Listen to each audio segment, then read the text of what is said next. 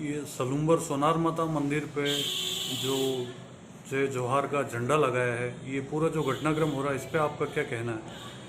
देखिए भाई साहब, हिंदुस्तान में लोकतंत्र है और लोकतंत्र होने के कारण कई पार्टियां अपना अपना दल बना करके और राजनीति में आती हैं और सत्ता प्राप्त करने का प्रयास करती हैं। अभी जिस प्रकार से सलूम्बर में सोनार माता मंदिर पे बीटीपी के लोगों के द्वारा वहाँ जो धर्म ध्वजा थी उसको उतार करके उन्होंने वहाँ पर अपनी पार्टी का राजनीतिक झंडा लगाया। ये एक बहुत दुखद घटना भी है, दुर्भाग्यपूर्ण भी है, इसकी हम निंदा भी करते हैं। क्योंकि लोकतंत्र में पार्टियां बनती हैं, लेकिन हम किसी के साथ में धार्मिक आस्थाओं के साथ चोट नहीं कर सकते हैं। तो इन लोगों ने इस प्रकार से माहौल बना करके इस प्रकार से कि भाई यहाँ हमारे क्षेत्र में जो भी धार्मिक स्थल है पर वहाँ पर हमारा झंडा रहेगा, ये तो कभी संभव नहीं है।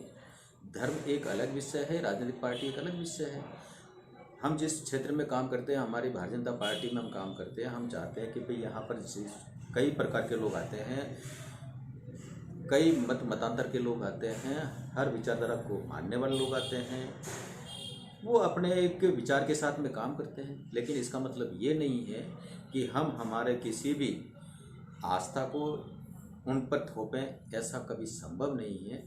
क्योंकि हमको देश को आगे बढ़ाना है तो हमें सामाजिक समरसता के साथ में हमको आगे बढ़ना चाहिए। दूसरा विषय ये है कि जैसे आजकल एक बहुत बड़ा षड्यंत्र कह सकते हैं, जय जोहार जो शब्द जो आया है, हमारी उम्र भी इतनी हो गई है, आदिवासी प्रकृति पूजक भी है और पौराणिक काल से हमारे जो पूर्वज जो चले आए वो गुरु पद्धति को मानता है।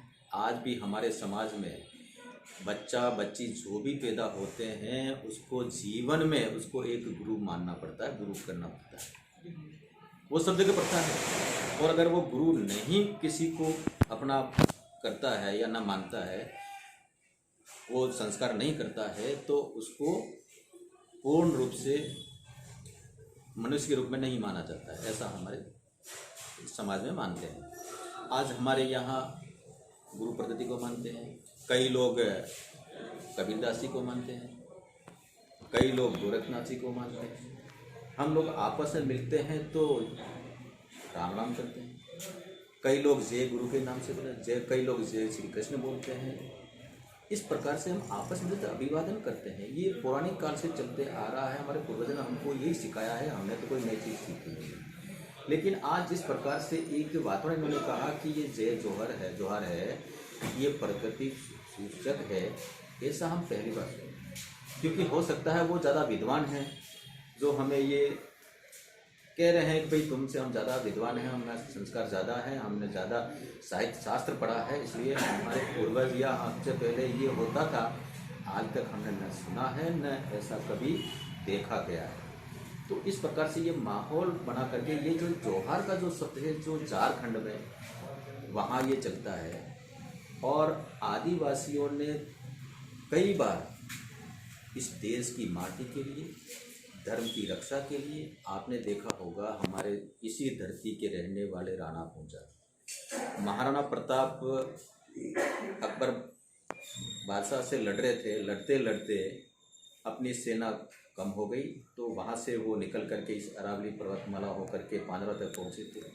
जब राणा पूंजा को ये पता लगा कि इस प्रकार से भाई हमारी धर्म की रक्षा में कठिनाई आ रही है और महाराणा प्रताप बिल्कुल संकट में गिर गए हैं, तो उन्होंने अपनी सेना बना करके महाराणा प्रताप को कहा कि चलिए हम साथ में चलते हैं, और सेना लेकर हल्दी घाटी का युद्ध लड़ा था। वो धर्म की रक्षा के लिए थे। और इसी प्रकार आप देखेंगे डूंगरपुर में नानजी खान एक शिक्षक थे और शिक्षक होने के नाते अंग्रेज़ों के अन्याय और अत्याचार का वो विरोध करते थे। इस कारण से अंग्रेज़ों को था कि भाई हमारा विरोध कर रहे हैं, हमारे खिलाफ लोगों को भड़का रहे हैं, ऐसा करके उन पर मुकदमा चला करके, और वो लोग वहाँ गए और उसको पकड़ करके गाड़ी से बांध कर ले जा रहे थे। तो सामने काली बाई, उसका कोई लेना देना नहीं है, लेकिन उनको पता लगा वो गठरी बांध के रही थी घास का, और आ रही थी तो उन्होंने कहा भाई गुरुजी को इस प्रकार से ले जा रहे हैं, तो उसने आ न देखा ता न देखा, उसने अपनी दराती निकाल करके उस रस्सी को काट दी और उनको गोली से वहाँ भून दिया। वो केवल इस धरती के लिए, समाज के लिए, देश के लिए उन्होंने अपनी बलिदान दे दी थी। इसी प्रकार अब हम बिरसा मुंडा की बात करते हैं। बिरसा मुंडा का जहाँ तक सवाल है, इनको इतिहास पढ़ना चाहिए, शायद इतिहास उन्होंने पढ़ा नहीं है। वहाँ पर सांथाल एक विद्रोह चला था जो अंग्रेजों को विरुद्ध हुआ था। उसके बाद में बिरसा मुंडा जी कम उम्र की उम्र में थे, वो ईसाई स्कूल में पढ़े और उनका धर्मांतरण हुआ और उनको अलग टाइप से कहा कि भाई इसको मानना पड़ेगा, इस भगवान को मानना। उन्होंने कहा मैं ऐसा नहीं मान सकता हूँ और उन्होंने उसका विरोध किया और वहाँ से छोड़ करके निकल आए। और निकल आकर के उन्होंने अंग्रेज़ों के खिलाफ बहुत बड़ा आंदोलन करके, और झारखंड में क्या आज हिंदुस्तान के एक हमारे आदर्श के रूप में एक बिरसा मुंडा को हम मानते हैं।